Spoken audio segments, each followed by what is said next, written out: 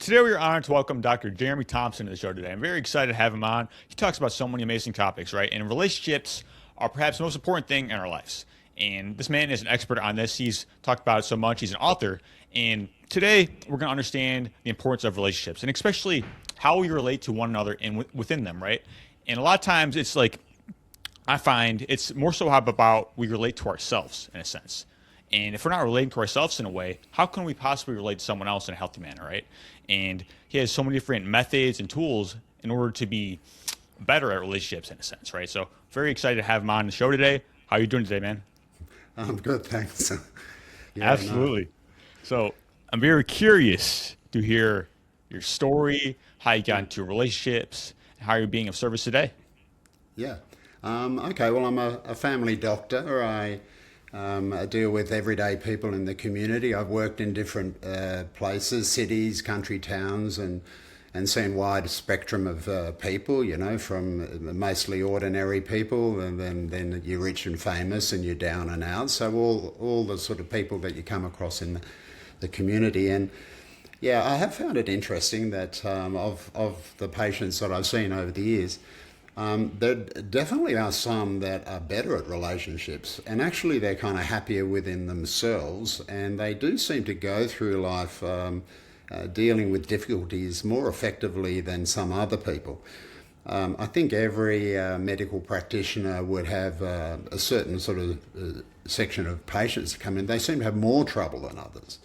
They're personally a bit more mixed up, confused, have more anxiety and mental health symptoms, and they have more relationship issues. So I've always been interested in mental health, and I used to do hypnosis as well. And yeah, I'm very interested in what it is that makes the difference in people and what's really important in life. To have a happy, sort of fulfilling life, and yeah, healthy relationships obviously is a big part of that. So I guess that's what I've ended up writing the book about. And the main issue, I think, is that actually quite a lot of people, they don't have a clear and healthy sense of self. Like sometimes I've had, oh, my dog's outside just having a little bark, wondering why I'm not walking.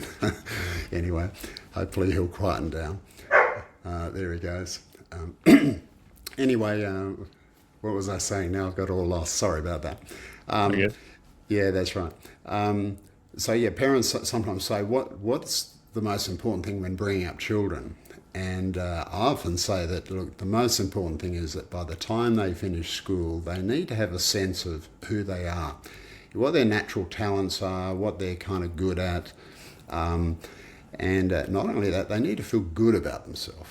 And I think that's the most fundamentally important thing, that whatever life throws at you, if you've got this inner deep feeling of being okay and that you've got what it takes to survive, then you can generally handle most situations and learn from it in a positive way. But yeah, there are people who feel mixed up and confused, and they actually don't have that good inner feeling of self. And no matter how hard you try and support them, it's a real struggle. And I guess that's the thing that I'd be interested in talking about today, is to what that's all about and what people can do to change for the better. Absolutely, man. Thank you for sharing that. So it really sounds like you are really looking to see what makes a difference for people in their lives, right? And a lot of times we have a lot of these desires, but something is holding us back, right? There's something we have to overcome. Maybe there's certain blocks we have to, kind of traverse with our own lives. And once we do that, we kind of get to the other side and kind of live a life that we actually want to. Does that sound about right?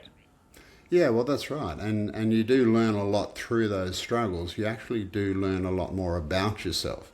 And you do often find sort of hidden strengths that you didn't realise that you had there. Um, and yeah, when in our chat before, I was saying how some people, they grow up and they have this mixed up sense of self, which makes it very hard to get through difficult situations. And so yeah, maybe if I can just explain that just on the diagrams that I have there, just Yeah. so that people can get an understanding of what I'm actually talking about and how you can change it. Because the way you think about yourself is really, really important, I think. And so I'm 100%. not sure if you can see my little whiteboard here, but and I've drawn this circle there, which is supposed to represent you and your brain or your mind, and that people have positive qualities in them, and I think everyone recognises that they're quite good at some things. You know, might have been at school they were quite good at this subject or that subject, but not good at those other ones. And you know, they've got certain natural talents and things that they're naturally more interested in. And everybody's different. People have different inclinations and natural talents and things.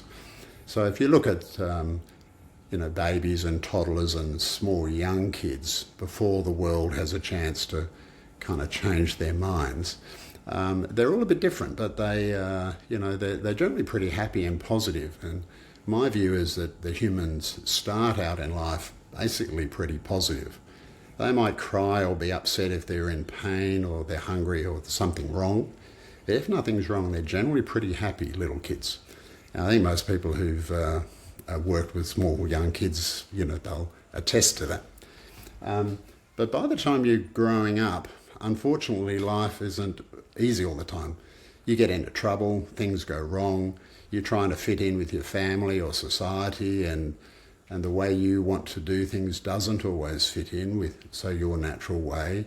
People might label you or tell you you're a bad person, or, you know, you're no good, or you start to feel you're not good enough. So when people think of themselves, or I might ask them to describe themselves, they will rate these various positive aspects, which I've drawn as the pluses there, or love hearts, there's positive emotions and good feelings there, and happy faces, and there's a, you know, there are these positive qualities that people will recognise in themselves. But unfortunately, there's various negatives that are interspersed. So a lot of people, when you ask them to describe, well, who are you? You know, tell me about yourself and your life and the person that you are today. They'll present this sort of random collection of good and bad points. And that's how they kind of see themselves, with this mixed up picture. And they think that's just kind of how it is, that I'm a random collection of good and bad points. Now, I call this the mixed bag concept. And I don't think it's a very good way to think of yourself. And, excuse me, and, you know, you'll probably have troubles in life. For one thing, sometimes you can have a good run in life. Things are working out well, you're doing well, you've got a good job and a good relationship. And so then, when that happens, the positives seem to grow bigger. So these positives start to feel better. You feel better about yourself, and that the minuses that you have, the negatives and negative voices, seem to disappear a bit. So you can actually go on a bit of a high and feel on top of things. But then things can go wrong. You get sacked from your job, your partner rejects you, and your relationship's all over, and suddenly you're in a hole. Nothing seems to be working. Then the positives seem to shrink away, and the minuses seem to grow. The negative thoughts and ideas and depressive emotions and pessimism starts to grow in you. So then you feel like you're overwhelmed with these negative forces. So you tend to sort of fall down in a hole. And so one of the problems of having a mixed up sense of self and not a clear sense of identity is that you're very vulnerable to what the world throws at you. And people talk about resilience these days, and it's true. There are some people that are more resilient. And so why are they more resilient? What's the difference? And I'll come to that later, but it's hard to be resilient when every time something goes wrong or someone points out a fault in you, it feels like a knife stuck in your chest. And it's a horrible sort of feeling to sort of take criticism or make mistakes. For some people, they really don't handle it well. Other people do handle it well. But the other problem for people who have this mixed up sense of self when it comes to relationships is they kind of think that other people are the same. And so they'll see the person next to them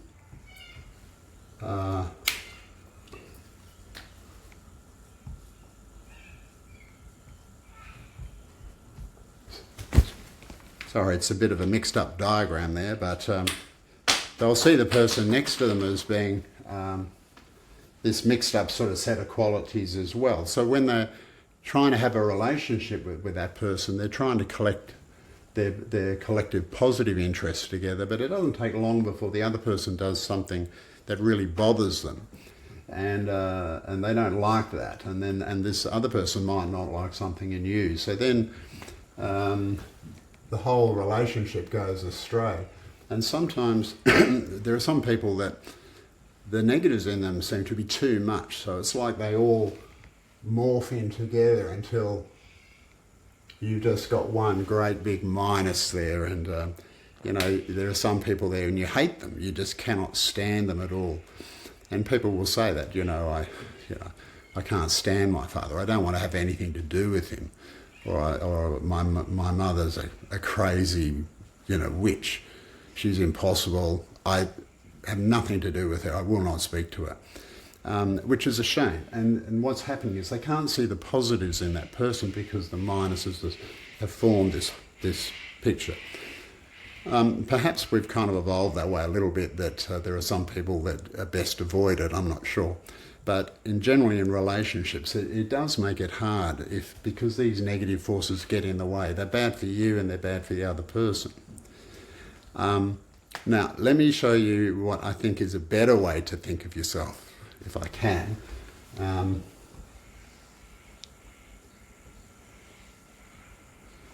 Now, as I said, I think people are born into the core of a person is good.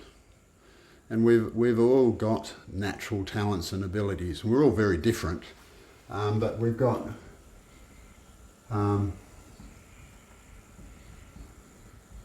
lots of positive qualities. And in our life, we acquire some negative patterns of thinking because we get into trouble, we've done the wrong thing, we haven't quite fitted in with society, we've been told off, and we start to carry around these negative, bad feelings.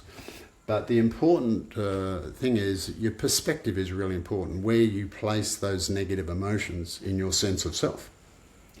They're not part of your core, that you shouldn't think of them as being part of your core. So if someone points out something that you're doing that is unhelpful or they don't like it, if you can see it out to the side that this is an acquired thing, almost as if you're carrying around a backpack full of traumatic bad feelings and emotions, and maybe a few bad habits as well that you've acquired, but they're not part of you. You don't want to be doing that. You wish you could drop that backpack and get rid of it, but unfortunately it's stuck on you. But nonetheless, if it's out to the side, and then when people point out your faults, it doesn't feel like a dagger in your chest. And you can say, yeah, okay, I'm sorry that I've done that. I don't want to be that kind of a person. That's not me.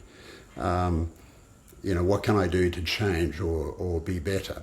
It's a lot easier to address these issues and problems when they don't feel they're part of your core identity. Does that make sense? Yeah, it does. Yeah. So I call this like a positive-centered psychology. You're centering yourself on your positive talents and abilities, and you're not doing this in a false way as if you're making up something that's not true. I do firmly believe that everyone does have a good heart and a good core. And it's funny, you often hear about people doing terrible things out there in the world, but all those people, they will go in and see a doctor somewhere and confide and explain why they've done it. I've never come across anyone that really gets a kick out of doing these bad things. Most of the time, they've had a traumatic upbringing. One of these negative forces that has got into their head because of some violence they went through when they were a kid or something, and it sort of becomes this sort of bad habit. And they don't want to be that way. They want to be the positive person. So I'm always looking for that good side in people, and I think this is the important thing. So can I just explain now how this helps you in your relationships?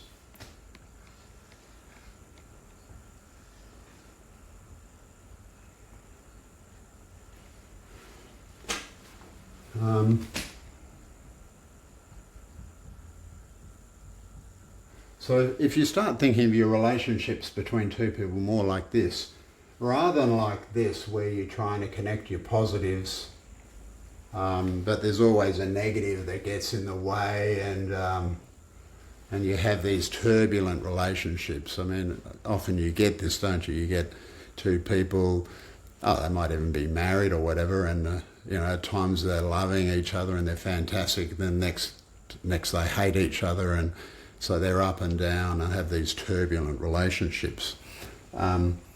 So if you think of people in this way, you're still trying to connect your positive interests together and trying to have a good connection here. But when the other person does something that you don't like, or it might be you don't like the way that they're speaking to you, or you feel they're being neglectful or whatever it is, then so you feel a negative force coming from them. And there's a tendency to sort of shift over yourself and react badly. So people do kind of naturally want to defend themselves. I mean, I personally, if I'm going through a difficult conflict like that, I tend to get a bit negative and a bit sulky. Some people tend to get a bit aggressive and fight back. But whatever it is, so for me, I can feel myself coming over here and I want to be sulky, right? And so I react in a negative, sulky way back, and other people might get a bit more aggressive, right? But the important thing is to always remember, hang on, who's the real me? This is the real me. This is the part that really is who I am. These negative emotions and bad feelings that I'm feeling right now, they're something that's come from my past and some unfortunate things that happened due to my parents or school or whatever, right? That's not who I really am. And so this is the part of me that needs to respond. So you need to identify what the issue is. Might be an issue that's got nothing to do with the person, or maybe it is something they're doing. And from my positive side, I need to talk about that. And so you still deal with issues and conflicts, but you don't do it by getting involved in these negative exchanges. So this gives you a bit of a sense of shape of what you're actually trying to do. So I often think myself, sometimes it might be a patient or anyone, they do something you really don't like, and you can feel a tendency to want to react back negatively. But I always then stop and think, hang on a tick, what would the real me want to do? So I think of my inner self as being a helping person that wants to help people. So I always think, well, okay, I don't like what this person's doing, but how can I help them? And to help them, you have to then shift back to connecting with the positive side of that person. You're starting to see them kind of negatively. So I'll often say something like, hey, you know what? Just a few minutes ago, we were actually getting on really well. We were talking about this, da-da-da. Do you remember? We're having a good conversation, and now I'm feeling some real tension there. So there's obviously some issue there. So what is it that's on your mind that's upsetting you? So I might say something like that. So by doing it, I'm kind of trying to connect with that good side of the person where we had a good relationship, separate out the issues so that we can talk about it constructively rather than getting caught up in some kind of slanging match where we both walk away feeling awful. Does that make sense? Yeah, 100%. Yeah. So I think this sort of model is a good model, and it's good in families, and it's good in teams. Sometimes you might have a football team, or it could be a class at school. I think of my school years, sometimes in some schools that I was in, there's a very positive feeling. Everyone was very helpful. Or it might be in a football team. Everyone helps each other. You might drop the ball or make some mistakes, but people then actually try and help you. You can be in other teams where it's the opposite. Everyone's always trying to put you down or laugh at you every time you make a mistake. And you get this niggly, negative sort of feeling in a team or in a workplace or an organisation. So I like to think of these models as quite good models. In my work, say sometimes with families that come in, you can't have 5 people in a family all feeling mixed up and firing off and sparking and getting into fights all the time. Each person in that family needs to get to know the real inner person. What's that person wanting to do in their life? What are they going through, and what are their issues? And connecting all the positive side. Look, the issues and problems are all still there, but it's where you place them that makes all the difference. I think I was saying at the start of this that why is it that some people can get on better with people than others? And why do some people always end up getting into fights with people and you know, being upset, and you hear them all the time, all these people doing these mean things to them, and how unfair it is. And so I think a lot of it just comes down to it. The people that seem to have their lives more in control, and they're more stable, they're more productive, because the negative forces after a while start to dwindle, and they're discovering more and more talents and abilities that they naturally have within themselves. They're not caught up in all the negatives. Whereas a lot of people, it's crazy. They spend half their lives caught up in all this crazy dysfunctional stuff that's going on, which just doesn't need to be there. Yeah. Yeah, 100%.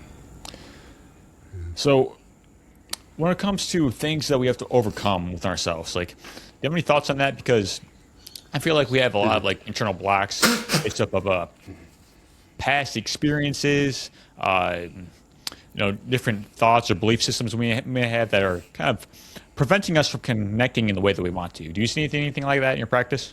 Oh yeah, all the time. I mean, and we all have it. I mean, you would have it, I have it. People have these negative thoughts, and you know, there's a whole lot of counselling techniques. Your cognitive behavioural therapy gets you to look at these beliefs. Where do they come from? Are they relevant to my life now? A lot of people find it quite complex when you go to psychologists and counsellors to try and deal with all those negative forces that they've acquired and are sitting in their brains. I like to just try and keep it simple. I always think, well, okay, does this idea come from the real me or doesn't it? And this, for me, it makes life a lot easier if you sort of got this better sense of yourself. So you mentioned your past. Often with people, I'll go through their life history. A lot of people, when they tell you about I'll say, tell me about your past. And straight away people ramble off all these horrible things that have happened to them, all these bad things. So I'll listen to that, but I'll say, oh, you say your dad was really, really bad and horrible to you all the time. Were there any times where he was ever quite nice to you? And people stop and go, oh, yeah, actually, he did take us camping once. And, we had a nice experience. Or yeah, he would sit down and read me a story, and it was quite good fun. So people have these bad feelings and bad memories, but for me, the important thing, as that person's navigated their way through life, there have been some good things that have happened where they've learned something about themselves, what they like or even what they don't like. And all of this helps to build up a picture of yourself. The important thing is you can't live your life with all those bad feelings from the past caught up in your head such that you can't move ahead. It's so much better if you can shift them out to the side by re-examining your life and looking for, okay, what was the real me trying to do there? How did I survive that difficult period? What did I learn about myself? Yeah, I'm actually quite strong. So you start to build up a picture of more of the positive qualities that you have within yourself. And it's only when you finally start to identify with that good positive person that, yes, this is me. I'm not this weak person, that I might have felt as a kid growing up when I had that, my parents sort of fighting all the time or whatever. And I'm a good person and I've got these talents and abilities. And once you start to sort of get that sense of self, then it gets a lot easier. Then the negative stuff still happens. You do still need to deal with it. And, seeing psychologists and counsellors and learning the various techniques for handling negative thoughts and so I think is a fundamentally important thing that everyone needs to learn. And I think kids learn it at school these days a lot, which is good. But yeah, so that's real life, what you're describing. 100%. Yeah, it's very important. Like, we have to be willing to overcome these things as well, right? Because it's a process. And a lot of times, if we're not having high quality relationships within our lives, I like to look at it as a mirror. You're like, what are we not looking at within, right? Like, what are we not responding to? What do we have to overcome within ourselves? And as you do that, as you start to do this healing work, right, you start to look on the outside, and these things don't bother you as much, in a sense. And they start to kind of say, hey, this is how we can connect in this certain way, right? Maybe you have to adjust the relationships in a sense. Like, maybe it's not going to be the same, but you can actually start connect in a more efficient manner, in a sense. Yeah, totally. And people are complex. People are very complex. And, you know yourself, your own life, your own background, the things that you've gone through. There'd be a lot there that no one really understands what you've been through. You've probably had your own journey with difficult times where you've really had to draw deep and somehow survive and get through it and learn so much more about yourself. And if you're in a relationship with somebody else, they've had their own life journey as well. They're a complex person. It's kind of funny. I think people, they'll often see one or two characteristics in a person and kind of judge them, the whole person, on the basis of that and think that they kind of know them. Well, people don't know each other anywhere near as much as they think they do. I often, it's funny in families, I often think, I've got 5 kids and I've got grandkids as well, but I think, you kind of think you know your kids, but you don't really. We'll often sort of have family talks about things, and it's interesting asking them, hey, when this situation happened, what was going on for you? And there's so much more to people. So, yeah, I think people need to be open-minded and they need to be very fair. As I say, it bothers me that people make these judgments. It's like with this mixed bag way of seeing things. I mean, you hear it a lot. You hear it from our politicians, oh, these are bad people, or whatever. We're the good guys, they're the bad guys. So there's one or two things they don't like about someone and they judge the whole person. I hear it at work. People label them. Currently, there's a lot of married women coming in telling me that their husband is a narcissist. I mean, I hear that probably every second day. A different person will come in and tell me how their husband's a narcissist. Do you know what I mean? You've got that label, and I think it's kind of funny because I'm a bit of a believer. If you want to do something, you should do it. You should be able to do it. You want your partner to support you. And men kind of are doers, generally. I think it's the effects of testosterone gives you that drive to do things. And I reckon a lot of it is just that whereas some of these wives and mothers, their hormones are helping them to be very caring and loving and worrying about their children and devoting all their time to it, sometimes often at their own expense. Because there's other things they'd also like to be doing. But whereas their husbands are just going and doing what they want to do, thinking, yeah, I want to do stuff with my kids, but I also want to do these things. And so, they might come in and tell me how they're a narcissist or whatever. So I don't think these labels help. People are complex. Deep down, we all do mean well, and we want to get on, and we want to have a good life, and I want you to have a good life. We want everyone in the world to get on. It's unbelievable that we can't do it better, And I think a big part of it is there's so many mixed up, traumatised people in the world that are reacting badly. They do bad things for sure, but they don't want to be. And so, yeah, for me, yeah, I think with the relationships, a big part of why I'm getting a bit emotional now, but, you know, it's just, I don't know, you know, the world could be a so much better place. And it's not, I mean, it's for me in my area, you in your area, you're probably doing the work that you're doing because you care, and we all care. And it's a shame that we can't do better. You know? So yeah. I'm not sure what it was that triggered that, but well, 100%, man. It's like, must be a little sensitivity that I've acquired. Yeah. Yeah, it's really the possibility, right? It's like how things can be, and just like having that care and that love is so important. Just you know, always keeping that top of mind for sure. Yeah. All right. So you mentioned like we have these labels that we just kind of throw around, like we don't really know the true meaning of them in a sense, and we just kind of like.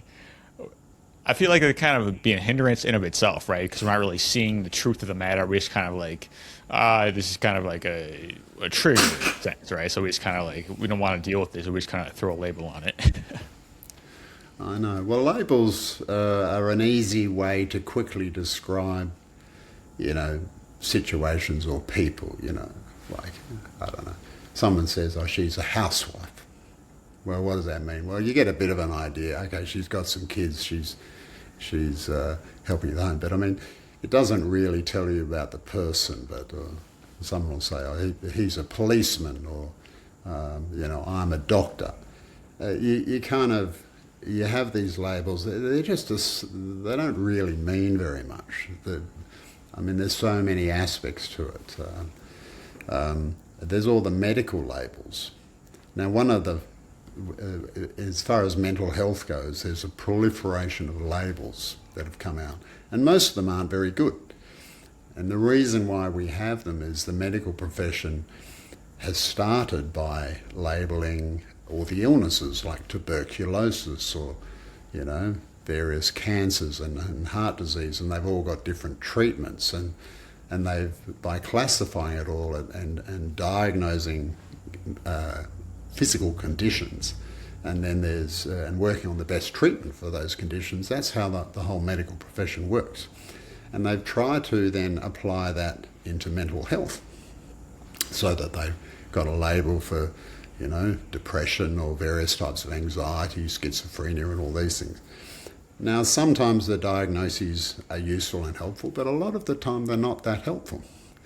And the way I see it as a family practitioner, where you're seeing all the people from the community, people are having mental health issues all the time. Stressed, they're feeling stressed, they're overwhelmed, they're burnt out, they're really struggling.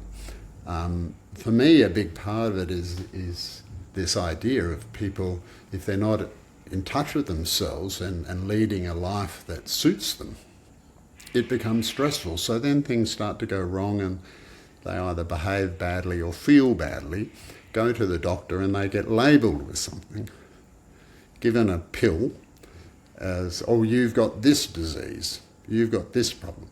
But actually, what you've mainly got is a good person who normally would function well and not have a problem, but there's some issues going on in their life, making it really hard for them, and they've just come a bit unstuck. So yeah, I'm a bit thingy with all these mental health labels. I do admit that some of them are useful, and medications for certain conditions can work incredibly well. But yeah, you've got to be very careful. I think we should be very careful the way we label people in all sorts of areas. Yeah. Yeah, I mean, like you said, they have their place in a sense. Like everything has its place, but we just got to be more specific in the way that we do it. Yeah. Well, that's right. Yeah. Yeah, and always remember that people in their hearts and in their core, there's a good person there. So once you start thinking, oh, they're a bad person or they're a crazy person, I think you need to be very careful when you start thinking that way, because you got to think, no, there's something they're doing that seems crazy, or there's something they're doing that seems bad, but there's almost definitely a good person behind there. I need to understand why they're doing that, and ask a few gentle questions. You know, hey, I'm really interested as to why you're doing that. It's just not the sort of thing that I would do or think. So where does that come from, that idea? You know, if you ask people those questions, it's actually often quite fascinating, and you try and understand why they think the way they do.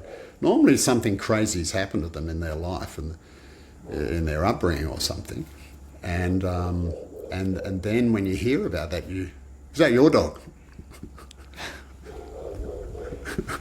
Then you sort of understand it, and then things start to make sense, and you think, they're not quite as crazy as I first thought. Yeah. Yeah. You mentioned how people do harm in a sense, like they don't necessarily want to. You want to expand on that a little bit? Well, look, I think we've all done it. We've all said hurtful things to people. We've all lashed out. I mean, maybe been in a fight or something like that. A verbal stoush, called someone a swear word, you know. I've done that. I always regret it when I do it. But, you know, we can do that. I mean, I don't know. I think we're animals. And at the end of the day, we've got a lot of emotions. We've evolved to get these emotions. Anger, anxiety, fear. Fear drives a lot of it. You know, we can fall in love. We get excited. There's all these chemical, different sort of reactions depending on situations. They're very helpful in many situations. Like if something is really wrong, it makes you get angry and it makes you get in there and change it. But you got to be careful. If you get really angry with someone and you go and punch them in the face, you're going to end up in jail, and it's not a helpful thing to do that. So, and even love as an emotion, yeah, it can be wonderful, but it can get you into a lot of trouble. So, and anxiety is very good in many ways. It helps you to be conscientious and look for possible problems that might arise. But on the other hand, if you have too much anxiety, it paralyzes you. You won't do anything. So all the emotions are the things that trigger these things, and they're hard to deal with and they're hard to handle.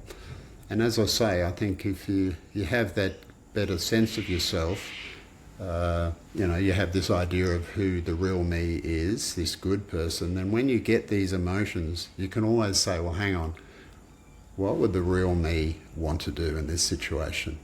So often the bad emotions, the destructive ones, are things that you've picked up because your parents were no better than what you are now, and they might have lashed out at you and created these bad feelings in you, and then if you're not careful, you do it to other people. You know, it happens all the time. But I think the answer is, yeah, having this better sense of self, that gives you a little bit of time, because emotions kind of boil up and they drive you into actions.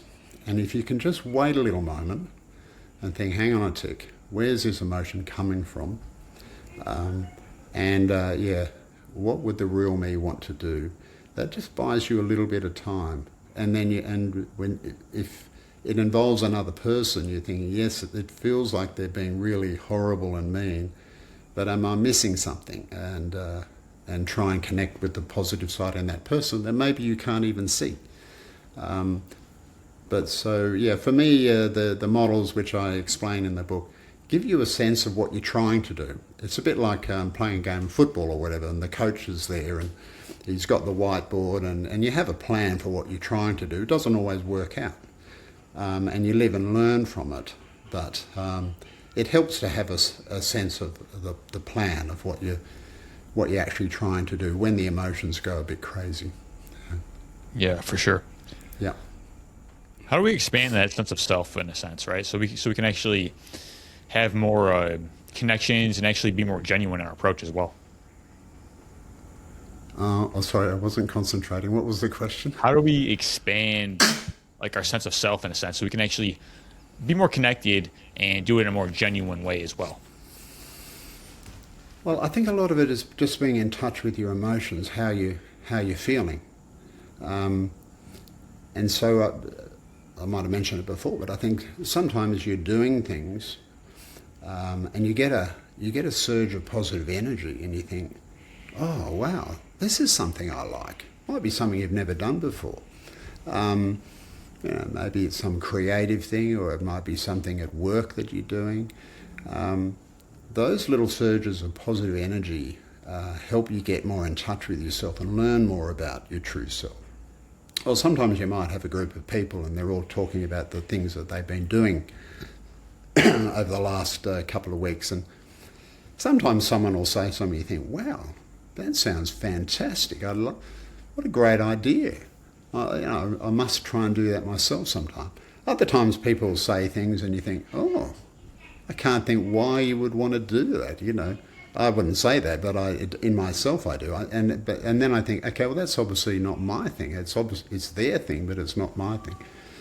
So I think as you go through life, just having an awareness of your feelings, particularly when you feel moments of positive energy. The funny thing is, and maybe it's just for me because I'm a doctor, that when people come in to see me, they don't usually come in to tell me how good they feel. They come in and talk about the problems and the bad feelings that they're having. And I think people do kind of do that a bit too much.